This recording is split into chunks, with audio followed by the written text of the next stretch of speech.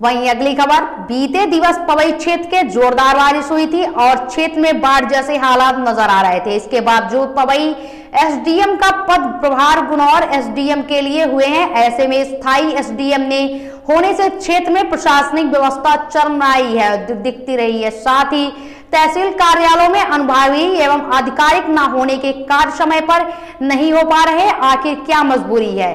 पन्ना जिले के सबसे बड़ी विधानसभा पवई में एसडीएम का पद प्रभार पर पवई विधानसभा की उपेक्षा की जा रही है, जबकि पन्ना जिले में कई अनुभागीय अधिकारी कलेक्टर शाखा में मौजूद हैं। क्षेत्रवासियों ने शीघ्र ही पवई अनुविभाग के स्थायी एसडीएम को पदस्थ किया जाने की मांग की है, ताकि शासन की सभी जन कल्याणकारी योजनाओं का लाभ जनता को मिल सके।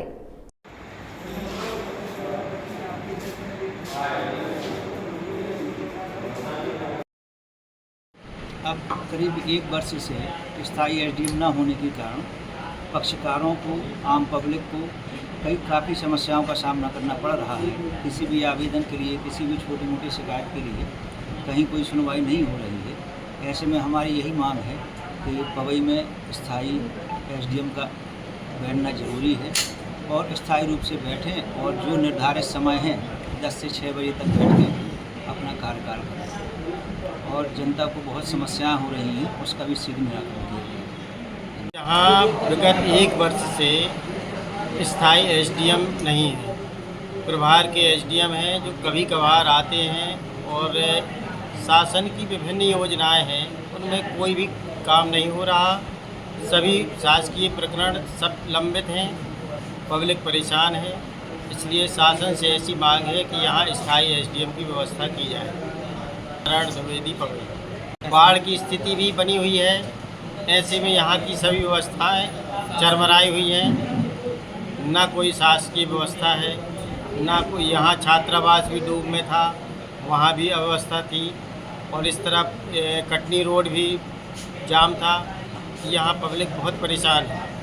शासन से मांग है कि यहाँ स्थायी एसडीएम की व्यवस्था की जाए। ये रहता है कि तहसील जो पवई है यहाँ पर मेन मुख्यालय है और सबसे बड़ी तहसील है पन्ना जिले की जी।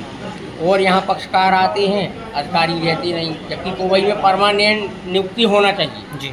भाई प्रभार यदि दें तो शाहनगर का दें या गुनौर का दें। पवई जो मुख्यालय है यहाँ पर एसडीएम को रहना अनिवार्य है। ऐसे कार्य हैं जनता के, सारे कार्य रुके हुए हैं। जनता पक्षकार आते हैं, परेशान होते हैं, चले जाते हैं, कोई काम नहीं होता है।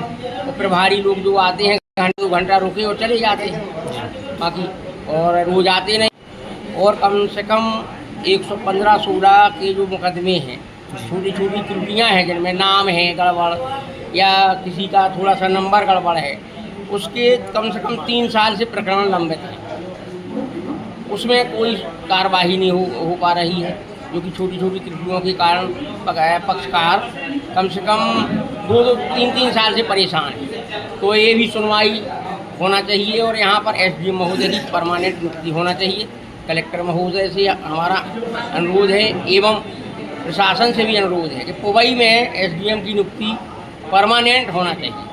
इन खबरों में फिलहाल के लिए इतना ही। बाकी देश दुनिया से तमाम जुड़ी खबरों को जानने के लिए बने रहिए आर हिंदुस्तान टीवी न्यूज के साथ। नमस्कार।